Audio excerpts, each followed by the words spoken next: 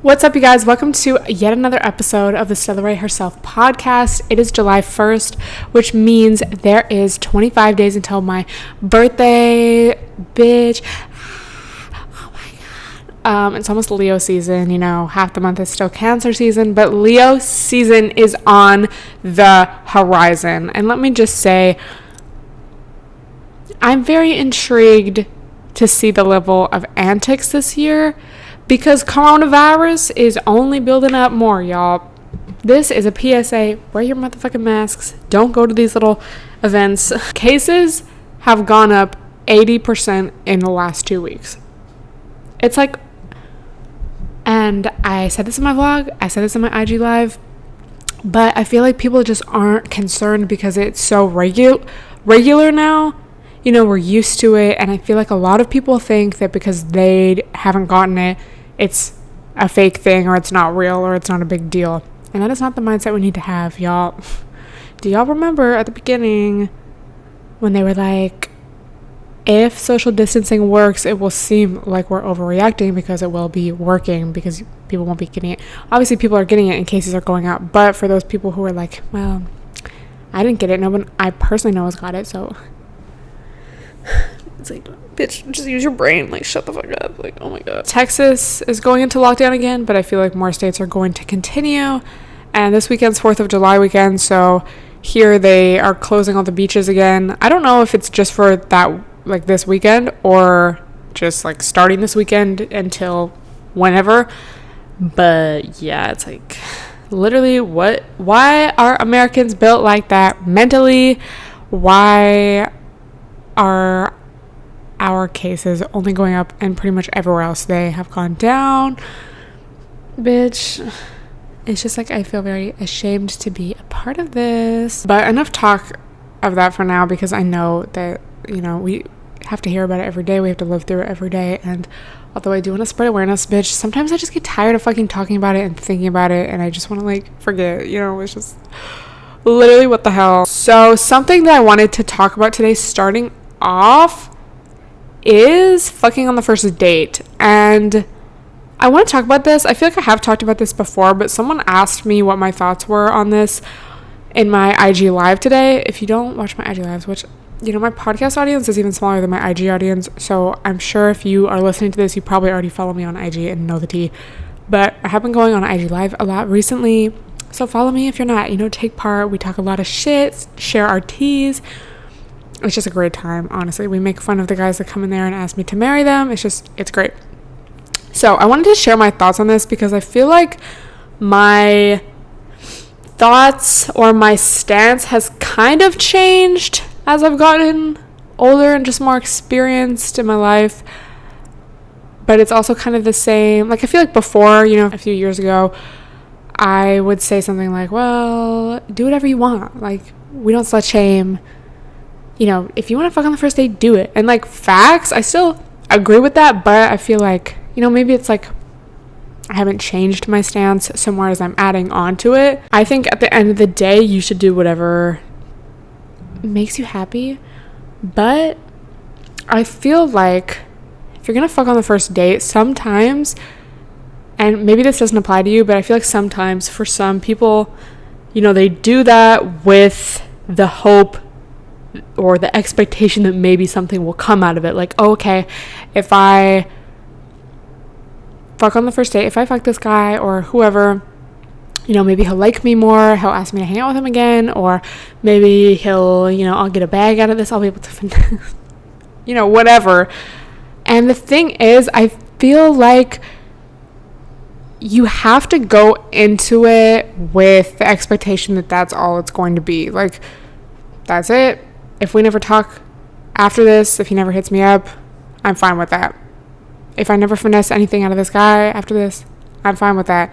If, this is literally all that ever comes from knowing this person, is this one-time experience, I'm okay with that. And I feel like you just have to think of it more in a larger context, because I know, especially when I was younger, sometimes I would have that mentality of oh, okay, oh my God, especially when you're young, you don't really know what the vibes are, especially if you are hanging out with guys that are older than you, which I have definitely always done. There's a difference between saying oh, we're not gonna slut shame. It's not like you're a slut for sleeping on the first date, versus knowing yourself and really checking in with yourself and knowing, like, what do I actually want from this?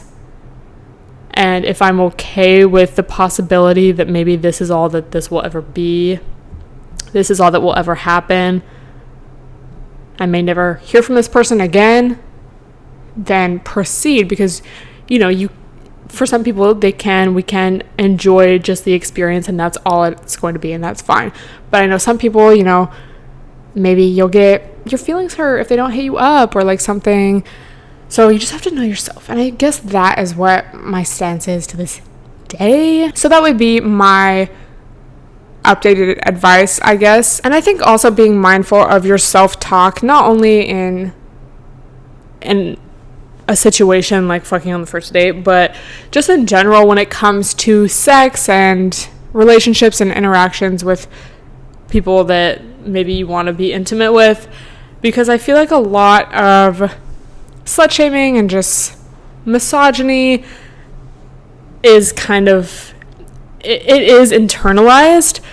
And so maybe, you know, you feel bad after sleeping with someone or wanting to sleep with someone, and there's no need for you to really feel bad. It's just all this internalized, you know, slut shaming that we've all endured and digested throughout our entire lives through people around us, our parents, social media, or just media, society. You know, we live in a society, and I guess that is the first step to unlearning these things and therefore having healthier, more enjoyable, pleasurable sex lives. I know even for me, like, I feel like I try so hard, you know, to catch myself thinking things that are maybe not even my thoughts, you know, things that are ultimately harmful to me. I still catch myself doing that. Like if I'm posting a scandalous pic, I want to do something. Oh my god, this guy's so hot, let me fuck. You know, it's like sometimes I still feel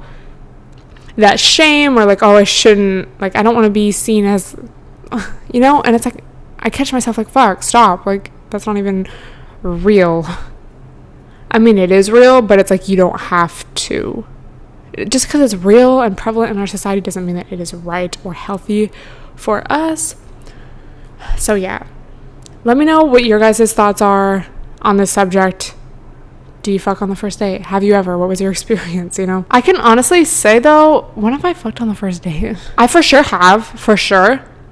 And I feel like there was never really a time where they just stopped talking to me, like that was it. But I feel like now, I just kind of learned that for myself, I have better experiences when I just feel really comfortable.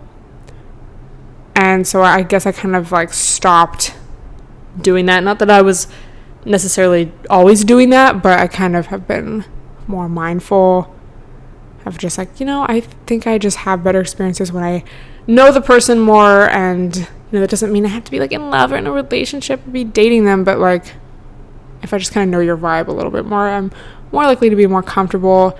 And then also when alcohol is involved, it can definitely make you feel more comfortable, or feel just like, you know, you're less receptive to your intuition or to your feelings. You know, maybe you would actually be uncomfortable in the situation, but you're not because you've had like 7 shots. So that also is something to think about. And that kind of leads me into my next topic, which this is also something that I was thinking about. I guess just orgasms and the pressure that we have to achieve orgasm, especially as, I mean, this can apply to everyone, but I can only speak from my own experience as like a cis female. This is another topic where my opinion, I guess, or my thoughts have kind of changed throughout the years. If you watch my old sex Q&A videos, I'm like, yes, like guys need to care more about our orgasm, and that needs to be more of a priority. And although that is definitely true, and there definitely is an orgasm gap, I feel like I was, at least for me, that kind of created this expectation that if I didn't orgasm, it was the guy's fault completely. And obviously there's a difference. You know, there are guys out there who just like don't care, won't even touch your clit, like literally make no effort. That's one thing. But as far as guys who like do care and are going to put in the work and make it about you as well. They're not just literally there to like, masturbate with your body. Reading the book Come As You Are really shifted my perspective because it made me realize that there's so many other factors that go into it. And although having a partner who cares and who, is open to communication and learning about your body, that's just part of it. There's so many other factors like your stress levels and if you're comfortable with someone and whether or not you've had alcohol.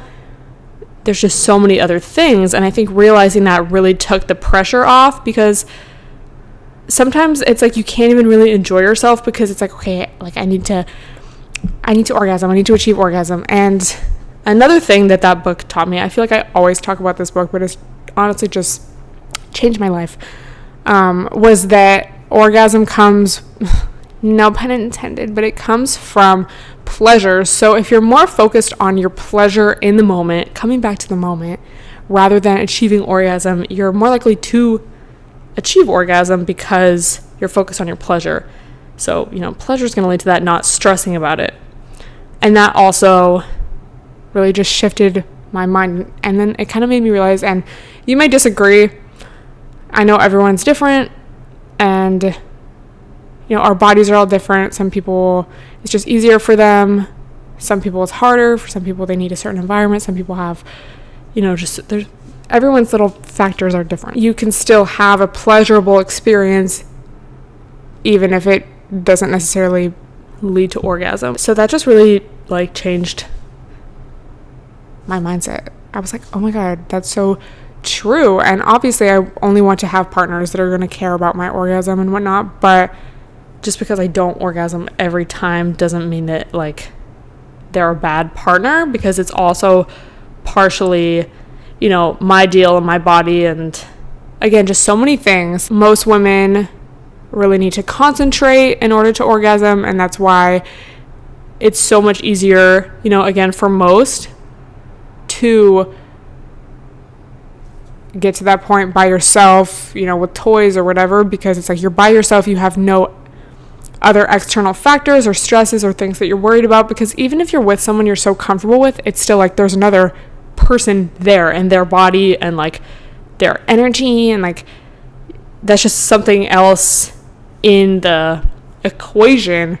Whereas if you're by yourself, literally controlling everything in a comfort of your own bed in your own home, obviously it's going to be easier. Not to mention toys do just make it easier. And I think I have shared this fun fact before, but it always makes me think of Sex and the City when Charlotte gets addicted to her vibrator. But in Come As You Are, she described, all of the factors that turn us on, essentially, or that can lead us to orgasm. She used the metaphor of birds, all flying in the same direction. So this bird might be your stress level. This bird might be something you're turned on by. So to achieve orgasm, all of the birds have to be flying in the opposite direction. Whereas, if maybe you're feeling a little stressed that day, maybe you have anxiety, maybe you don't feel sexy, you have bad body image that day, your partner doesn't smell good, you're self-conscious about how you smell maybe, all of these little birds, those birds are all flying in the opposite direction. So you have some birds going this way, some birds going that way. But in order to achieve orgasm, all of them need to be going that way. Whereas with toys, because the vibration or whatever is so strong, it kind of forces all of the birds to go in one direction. So you don't necessarily need to be completely in the zone. And again, everyone's different. Some people can get to that zone more easily than others. But that just kind of explained it. So, when people, especially guys, are that toy is just going to burn your clit off. It's you would literally need such an industrial strength vibration for that to happen, every day for days on end. It's that's not really how it works. That is just something interesting, fun facts. I feel learning about all of this stuff, though, is so powerful because it just, knowledge, education, learning facts, learning the facts just leads to less shame. So therefore, we're more open and we're more likely to just be okay with things happening the way that they happen because we understand why. So especially with guys, maybe if a guy can't get hard or finishes early or whatever, instead of feeling ashamed, or, if he was with a partner that understood and was like, okay, like that doesn't mean that he's bad in bed. It's just like there's so many other factors that, again, go into it. It'd be like, okay, we can move on. It doesn't have to be like this huge thing where like everyone is like, feels awkward. And that's why we need better sex ed in our country, in our world, honestly. These are things that I have definitely talked about before, but they just never get old to me. And it's things that I feel like I constantly have to remind myself, because again, so much of our culture is against that, and we're constantly fed messages of like what sex is supposed to look like and supposed to be, and if you're doing this, it's wrong. If you're doing this, like keep doing this. I don't know, whatever. It can get confusing. So you gotta come back to the center, remind yourself of the facts, and then we can all have the best, healthiest sex lives possible that we want, if you want to. So a really good exercise to do is to think of one of your best sexual experiences, and literally just like, you can do it on paper or just in your head, but list all of the things that just made it bomb. Like, how did I feel about my body that day? What kind of environment was I in? How did my partner look or smell or feel to me? What things were they doing that I really enjoyed? What pace were things led at? What was the tone? What was the lighting? Like, just everything. And then think of an experience that was maybe just really bad, or, just wasn't good, and do the same thing. What did I not like about this? How did I feel? Like, what kind of stress was going on in my life? And it just gives so much insight into what you like and don't like. And I feel like a lot of stuff is very subconscious, or at least just very subtle. Replaying a situation in our head, or maybe explaining it to one of our besties. We kind of just generalize things, or, just point out obvious things. But if you really go into detail, again, on paper or just in your head, and think about like, what was going on in my life at that time? Was I very stressed out? Was I not? Did that even have an impact on the experience? How did I feel about my body image? At what time in my cycle, what point in my cycle was this in? Was I ovulating? Was I about to start my period? Was I on my period? There's just so many things. Again, education is power, and we can just all have better fucks if we just know the vibes. So next topic, I guess, let me know if you have any questions about that, if you want me to expand on it at all. But just some things that some thoughts I was revisiting, I guess, and I see something on the timeline, it triggers some thoughts. There we go. So back to our book club book. Not that it's really an official book club, but this is the book that I'm reading currently, Lies My Teacher Told Me. Basically, the scams of America. This chapter was all about Native Americans, and I guess just kind of how much, like the whole book is, how much we were not taught, and how much history, Eurocentric history that we are all taught in the United States, downplays what happened, tries to make the white people appear as heroes, and it's basically just the biggest scam of all time. Basically, throughout this whole chapter, he's explaining how we're taught in our history books that Native Americans were like, oh, these wild people that, the Europeans just had to teach them so much, and like they just roamed around in the wilderness. The settlers had to come in, and, oh my God, they were just so violent towards them, and basically just all of these scams. And I was just kind of thinking, because especially coming from the Pacific Northwest, we definitely did learn a lot about the Native Americans that were in our areas, but even kind of looking back at what I remember, it kind of followed that same idea of like, oh, they like lived in the wild and like used resources from the earth, and it's not like they're saying it in a negative way, but just the fact that you're making it seem like they were just these uncivilized groups of people, it's like that's still harmful. But in reality, they were the first settlers. The Europeans were not. The Europeans came over, and there was already society here. There were already ways of farming, and there was already, just systems in place. Just because it wasn't European or similar to a European civilization doesn't mean it wasn't civilization. And just the fact that, the Native Americans actually had to teach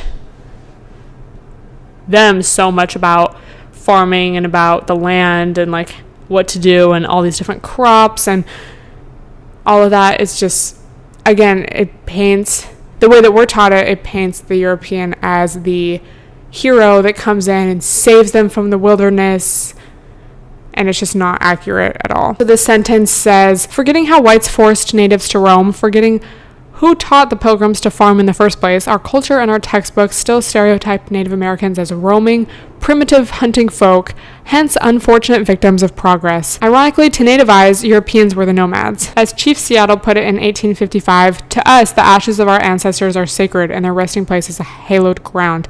You wander far from the graves of your ancestors and seemingly without regret.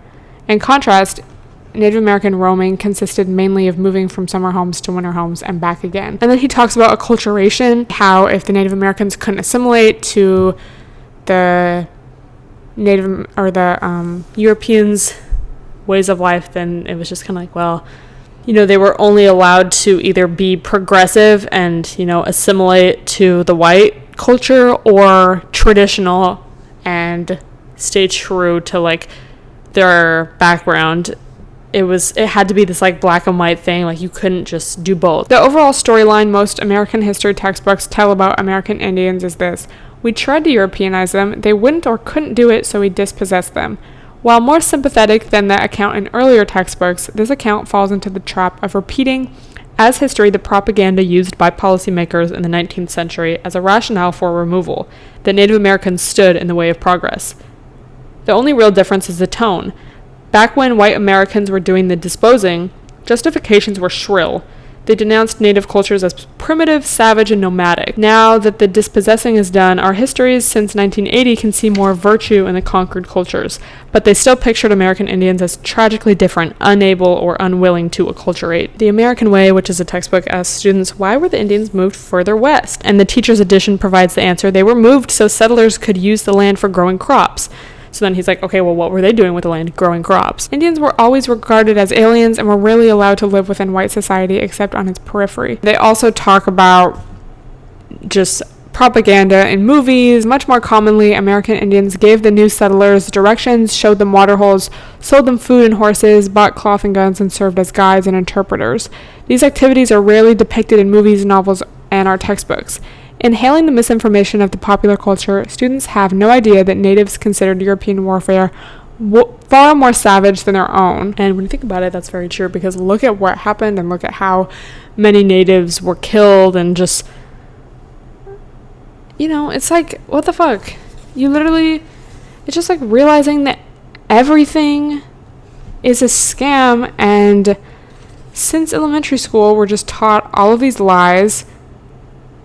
And you have to actually like put in effort to unlearn all of that. So it's like no wonder so many people have these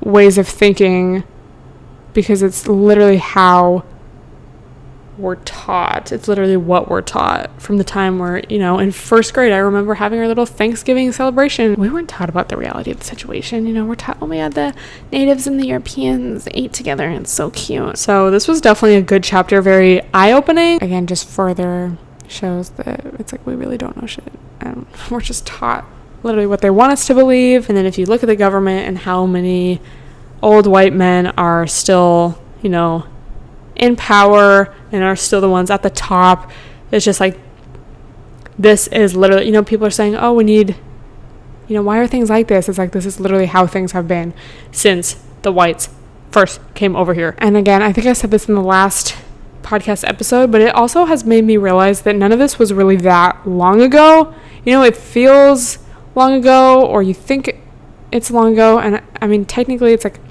yeah, it was not this lifetime that I'm in, but it's not like it was that long ago. Not so long ago that it doesn't still have an effect on our society today. So I'm excited to keep on reading. I did want to talk about 2 chapters today, but I'm only a few pages into the next chapter. The next chapter is more about the invisibility of racism in American history textbooks. So Excited to read that and just learn about more scams. Yeah, this is just a really good book. I would definitely recommend it because it's very informative, but also just pretty easy to read. It is something I feel like you have to pay attention. It's not a picture book, but it's digestible, So that's all I'm going to talk about in today's episode. I feel like I did such a good job last week making my podcast so much longer than normal and filled with, things that I really wanted to talk about. But yeah, that's all I have for this week, to be honest. So stay safe out there, y'all. Wash your hands, wear your masks, don't be dumb. And tweet me a screenshot of you listening, or IG screenshot, story me a screenshot of you listening as well. Let me know what you want me to talk about in next week's episode, and I will talk to you guys then. Bye, everyone.